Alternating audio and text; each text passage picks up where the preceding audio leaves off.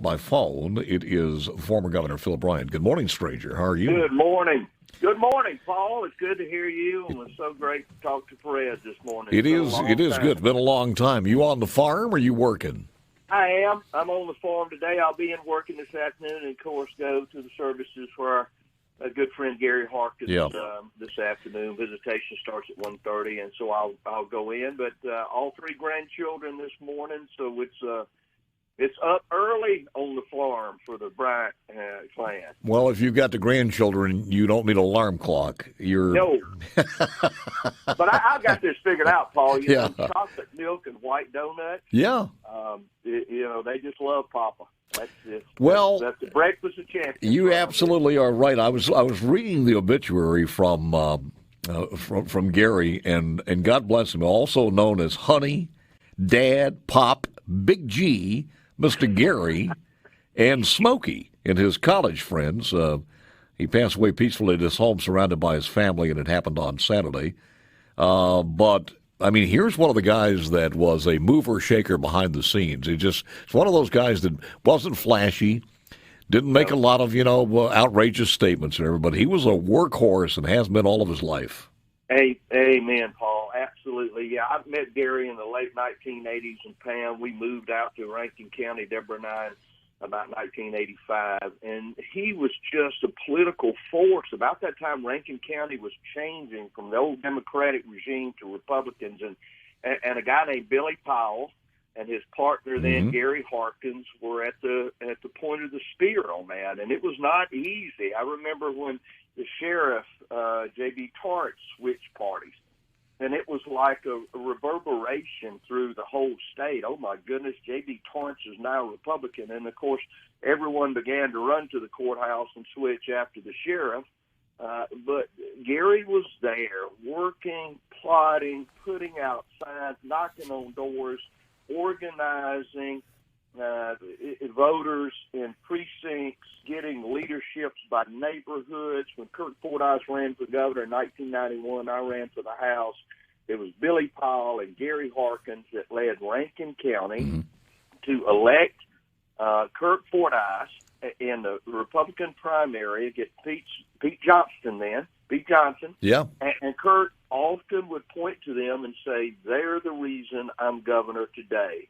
Gary Harkins and Billy Powell began the modern-day Republican revolution in Rankin County, and Gary was the workhorse. If there ever was, 12 years chairman of the Republican Executive Committee, 12 years, 5 Republican Executive Conventions, national conventions as a delegate. That was Gary Harkins' professional life. And, well, as a professional Republican, and indeed he was one of the best. Well, I don't think people don't really understand how tough it was, and I know you alluded to this, but it was very, very tough from the family, from your friends and everything else, because we were in a time where you would see where the Democrat Party was going, and you just vehemently disagreed with the way that they were never thinking out of the box, though their fiscal management style was terrible, their taxation, and all of a sudden it got to the point where you just could not stay in that framework. But if you left, then there was this racial connotation that, well, he's racist. And of course, the Democrats didn't help that at all. But all of these folks went through the same thing. Everybody went through the same feelings when they decided to switch to the Republican Party. That's right. The party of Lincoln, Paul. The party of Lincoln, not the party of the Ku Klux Klan, but the party of Abraham Lincoln in the Emancipation Proclamation. But Gary helped lead that charge, and you defined it so properly with the names that he was called, Big G, but Pop. And I can tell you, and you can too, of all the titles I've had, Papa's my best one, and I know Gary and those grandchildren, that was the center of his life. One of the things that in his obituary, Paul, just to sum up Gary, not only was he a great businessman, built houses, had commercial real estate, did all of that, and then helped build the Republican Party in Rankin County from the ground up. But he was a grandfather, a father, had triplet girls, And now, of course, Josh Harkins, who's one of the true movers and shakers, chairman of the the Finance Committee in the Senate. Ways and Means is in the House, and they call it Finance in the Senate. Mm-hmm. But as chairman of the Senate Finance Committee, one of the most influential members of the Mississippi Senate is Gary's son, Josh Harkins, and the three girls, Amy, Beth, and Paige. I remember a story, Pam, who was his wife of 50 years and truly a hard worker herself. Pamela said that Josh was so little when the girls were brought home, and they were all crying, triplets, girls. And Josh looked at his mom and said, "Mama, please don't bring any babies home from the hospital anymore." Well, and at least we forget, you talk about being a builder in real estate. He was also a builder of the GOP, but he was also a builder of in and around his faith. And I didn't know this, but Gary was a founding member of St. Paul's Catholic Church in Flowood. In 1979, built the first temporary church on Grants Ferry Road while in search for a permanent location. Gary served on every building committee, parish council, and parish planning and development committee, which is, believe me, I've been on the school board of a Catholic of a Catholic school board, and just what you have to put up with the priest sometimes, and it's you get gray hairs there. So he led an incredible life. He did, and in that obituary, Paul, it says that at the end of his life, and now that we're closer to that finish line than the beginning of it, we understand what he meant. He said his biggest responsibility was setting an example of a godly faith by leading his wife, his children, and grandchildren to establish their own personal relationship with Jesus. Wow. Now that's where I hope and pray we can all be, that's the most important thing in your life. Of all the things that we've done, and you're a man of great accomplishments, and so is Gary, and of all the things that you've done, the one thing that you want when you're in that moment, and this was Gary's, as Ronald Reagan called it, the long goodbye. This was Gary's long goodbye. 2 years ago, he was diagnosed with lung cancer and put up a fight like no one could believe. It was at stage 4, I believe, 2 years ago. But this was a long goodbye for our beloved Gary. But all he wanted to do was lead his children and his family to Jesus.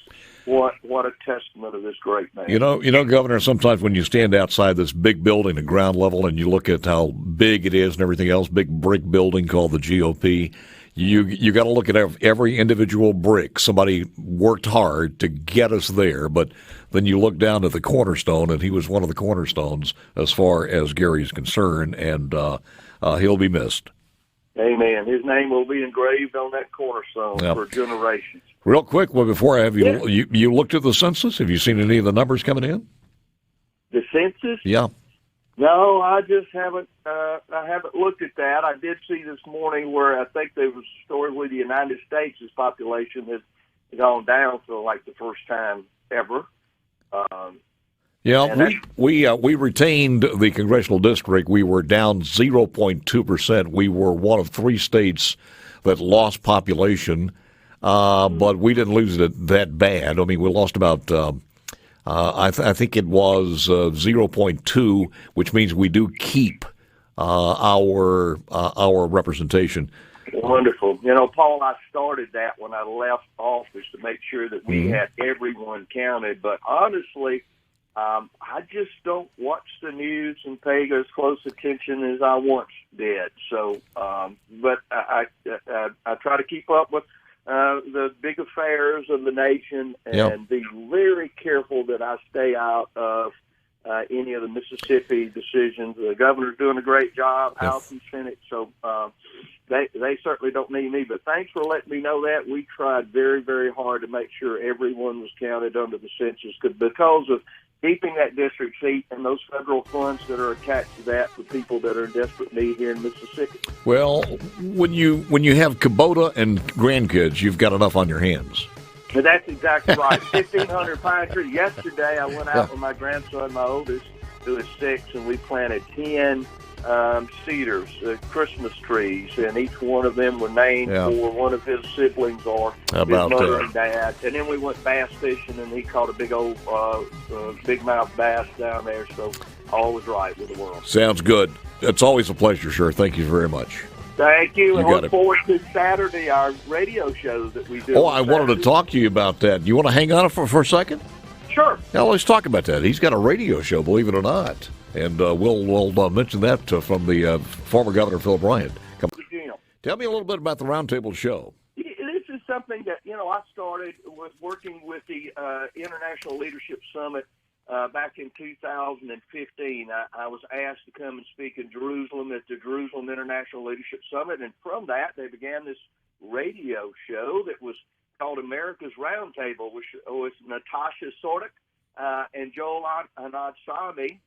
Natasha is from Croatia, grew up there under communist control, came to the United States the right way, became a United States citizen. Joel is of Indian descent. His family is immigrants here, and they're a couple. And so they're wonderful people who worry about America. They love this nation so much because they are Americans, because they came here to the greatest nation in the world. So they began a radio show, and I started going on to being interviewed, and fairly soon I became a sort of returning guest and co-host, and so we're on SuperTalk at 7:30 on Saturday mornings. And if people are like me and you're up at 7:30 on Saturday mornings, turn into SuperTalk.